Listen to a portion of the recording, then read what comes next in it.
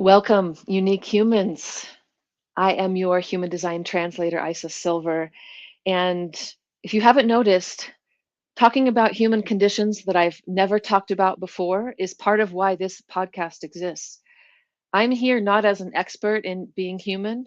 I only have 48 years of experience myself, but there is a language in human design that is helping me understand human characteristics, mine and others, that I didn't grow up recognizing. Perhaps you might have a similar situation where in your birth family, you didn't talk about emotions, they weren't discussed or even acknowledged. And that leaves us in challenging times in an extra emotional week like this one, where the sun is in the gate of feelings. It's an emotional energy in the body. And by the way, isn't it cool how human design shows us that these characteristics live in different centers, different energetic centers in our body? And I can recognize that I have an open emotional center. So feelings coming from other people or coming from the transit can be quite confusing. On the other side of these emotional feelings is a life force commitment to the process of life. Commitment is where the earth is right now. And this is really the deep kind of commitment. The traditional I Ching called it the abysmal, really getting into the life process, saying yes to the process of life, to the work of life, to the stuff that isn't necessarily easy. So, that commitment on the one side, can you see how it balances out the feelings to go off on a brand new sexual adventure versus the commitment of a process that we're already in? This is the polarity this week, and we've been feeling it for some days. About 3 days ago, the sun was in the line of composure. This is the foundation of the gate of feelings. The potential is an inner balance, even in the face of limitation. There will be fiery feelings. Sometimes you're going to hold on to old feelings that aren't going to help. Other times you're going to recognize that, oh, life is just a full of fate. And so composure is the best you can do when fate is in your face. Now the second line, the natural at it doesn't try too hard, doesn't introspect, but finds balance between extremes. We can call that pragmatism. You can use your energy to try to fight against the limitations of life, or you can just recognize that feelings uh, could be used, but not with awareness, because it's a second line. And the third, oh, this is a tough one, resignation. It sounds so practical, though, right? Resignation is what's possible here. It's the acceptance of what is. The acceptance of what is.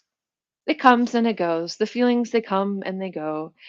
At best, you might resign yourself to it. Personally, I know of two examples of this line. And, in Eckhart Tolle, The Power of Now, he was born under this line, his personality son. And you know what he talks about frequently, I see lately, is just it's okay to not feel happy. I'm not happy right now. It's okay. What a great message. Uh, on the other side of the spectrum is my own birth mother, born under this sun. And mostly what I've seen in her is the shadow. It's the desperation that occurs when one cannot see any sense in the limitation and one doesn't accept the limitation. And what I saw in her is that it's alcohol.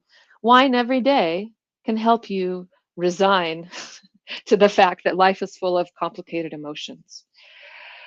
And then there's the fourth line, who's aware of the feelings, who's aware that there's somebody else to talk to about it.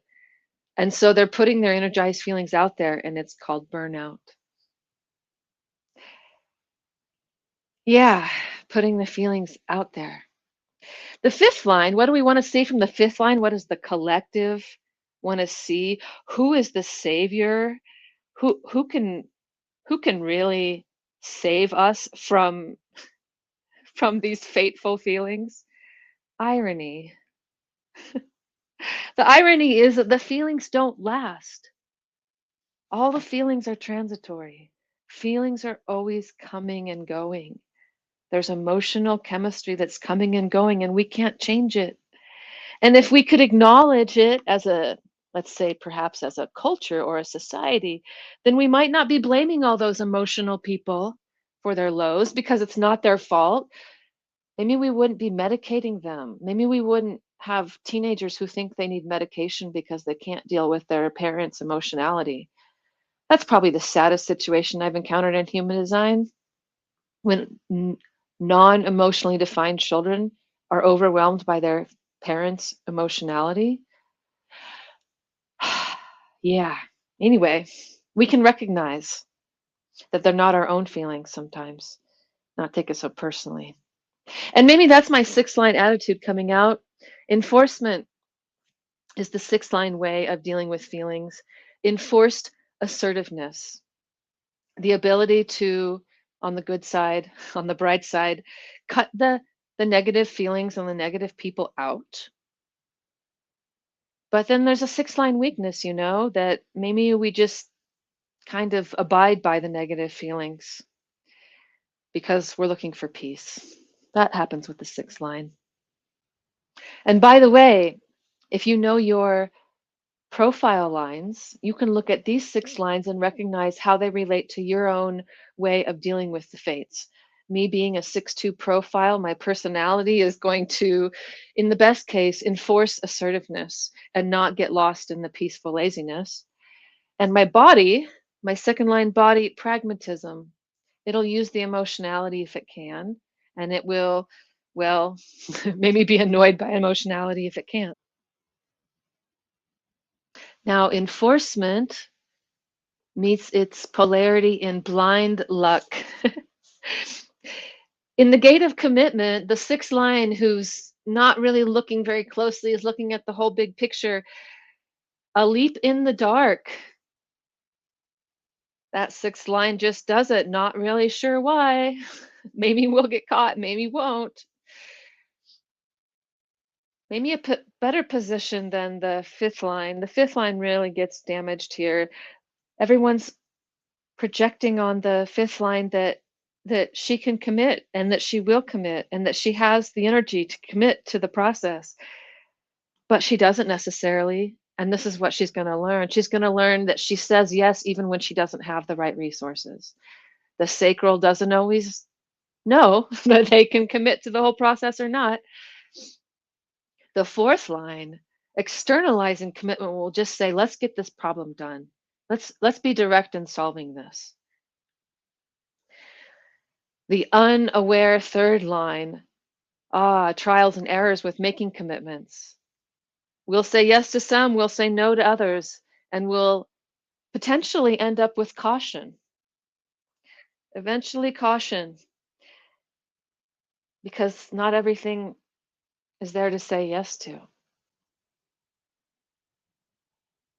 Attuned sacral might recognize, and I recognize this perhaps in my own mother, that she made commitments in ways that she wasn't aware of, not being in touch with her own sacral response, perhaps because her personality is so full of feelings.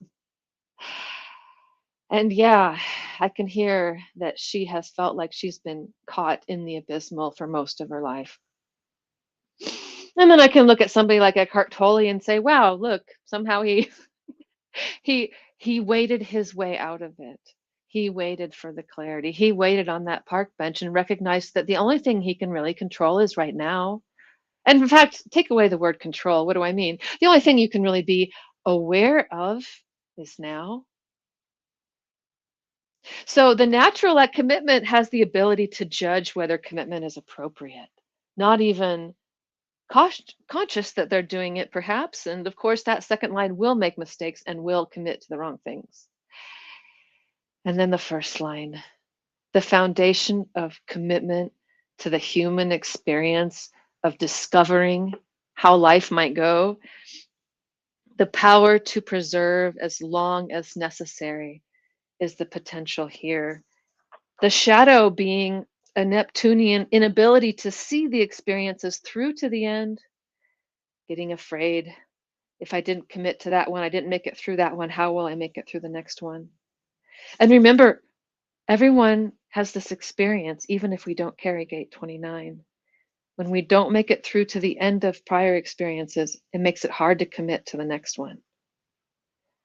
But there's the potential also that we might say yes to the new experience and be able to hold on until the end. With Martian energy, we might fulfill our duties.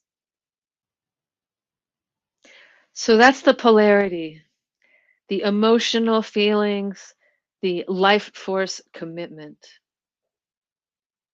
And I am speaking to you now while the sun is in the fourth line. Few more days of this. If you are recognizing that relationships and relating are something you need some perspective on, that you need to talk about, that you might want to explore the difference between a relationship versus relating. This is a theme I'd love to talk to you about this month. I've put 50% off on relating and relationship analysis because I am ready to talk about it.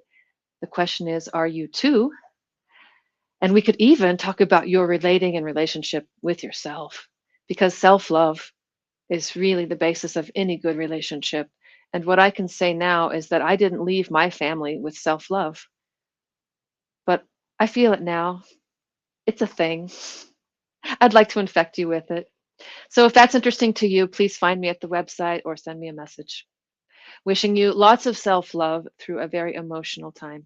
Take good care.